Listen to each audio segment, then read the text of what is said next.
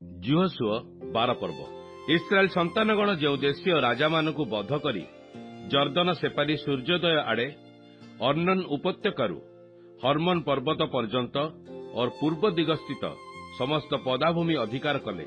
ସେମାନେ ଏହି ହିଜବନ ନିବାସୀ ଇମୋରିୟମାନଙ୍କର ସିହୋନ ରାଜା, ସେ ଅର୍ଣ୍ଣନ୍ ଉପତ୍ୟକା ନିକଟସ୍ଥ ଅୟାରେଟ୍ ଠାରୁ ଉପତ୍ୟକାର ମଧ୍ୟବର୍ତ୍ତୀ ନଗର ଗିଲିୟଦର ଅର୍ଦ୍ଧ ଦେଶଠାରୁ ଅମ୍ମନ ସନ୍ତାନଗଣର ସୀମାସ୍ଥିତ ଜବକ ନଦୀ ପର୍ଯ୍ୟନ୍ତ ଓ ପଦାଭୂମି ସ୍ଥିତ କିନ୍ନେତ୍ର ହ୍ରଦର ପୂର୍ବ ତୀର ପର୍ଯ୍ୟନ୍ତ ଓ ବେଥ୍ ଜିସ୍ମୋତର ପଥରେ ପଦାଭୂମି ସ୍ଥିତ ଲବଣ ସମୁଦ୍ରର ପୂର୍ବ ତୀର ପର୍ଯ୍ୟନ୍ତ ଓ ପିସ୍ଗାର ଅଧସ୍ଥିତ ଦକ୍ଷିଣ ଦେଶରେ କର୍ତ୍ତୃତ୍ୱ କଲେ। ପୁଣି ବାସନୀୟ ଓଗ୍ ରାଜାର ଅଞ୍ଚଳ ଅଧିକାର କଲେ। ସେ ଅବଶିଷ୍ଟ ରଫାଇୟର ବଂଶଜାତ, ସେ ଅଷ୍ଟାରୋତ ଓ ହିଦ୍ରିୟରେ ବାସ କଲା। ପୁଣି ସେ ହର୍ମୋନ ପର୍ବତରେ ଓ ସଲ୍ଖାରେ ଓ ଗସୁରୀୟମାନଙ୍କର ଓ ମାଖାଥୀୟମାନଙ୍କର ସୀମା ପର୍ଯ୍ୟନ୍ତ ସମୁଦାୟ ବାସନ ଦେଶରେ ଓ ହିସବୋନର ରାଜା ସିହୋନ ସୀମା ପର୍ଯ୍ୟନ୍ତ ଗିଲିୟଦର ଅର୍ଦ୍ଧ ଦେଶରେ କର୍ତ୍ତୃତ୍ୱ କଲେ।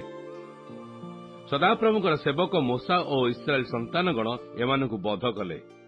ପୁଣି ସଦାପ୍ରଭୁଙ୍କ ସେବକ ମୋଶା ସେହି ଦେଶ ଅଧିକାର କରିବା ପାଇଁ ରୁବେନୀୟ ଓ ଗାଦୀୟ ଲୋକମାନଙ୍କୁ ଓ ମନଶୀର ଅର୍ଦ୍ଧବଂଶକୁ ଦେଲେ।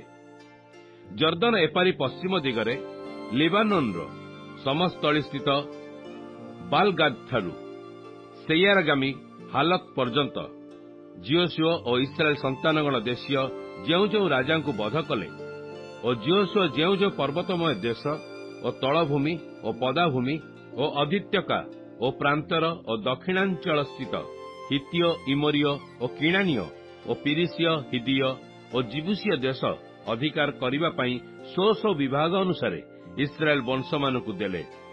ଏହିସବୁ ରାଜା ଏହି ଜିରିହୋର ରାଜା ଏକ, ବୈଥଲର ନିକଟସ୍ଥ ଅୟର ରାଜା ଏକ, ଜେରୁସାଲମ ରାଜା ଏକ, ହିବ୍ରୋନ ରାଜା ଏକ, ଜିମୋତର ରାଜା ଏକ, ଲାଖିସର ରାଜା ଏକ, ଇଗ୍ଲୋନର ରାଜା ଏକ, ଗେସର ରାଜା ଏକ, ଦବେର ରାଜା ଏକ, ଗେଦର ରାଜା ଏକ, ହର୍ମାର ରାଜା ଏକ, ଅରାଦର ରାଜା ଏକ, ଲିବାନାର ରାଜା ଏକ, ଅଦୁମ୍ମଲ ରାଜା ଏକ, ମକ୍କେଦାର ରାଜା ଏକ, ବୈଥଲର ରାଜା ଏକ, ତପୁହର ରାଜା ଏକ, ହେଫର ରାଜା ଏକ, ଅଫେକର ରାଜା ଏକ, ଲାସାରୋନର ରାଜା ଏକ, ମାଦନର ରାଜା ଏକ, ହାତ୍ସର ରାଜା ଏକ, ସିମ୍ରୋନ ମରଣର ରାଜା ଏକ, ଅକ୍ସେଫର ରାଜା ଏକ, ତାନକର ରାଜା ଏକ, ମଗିଦୋର ରାଜା ଏକ, କେଦସର ରାଜା ଏକ,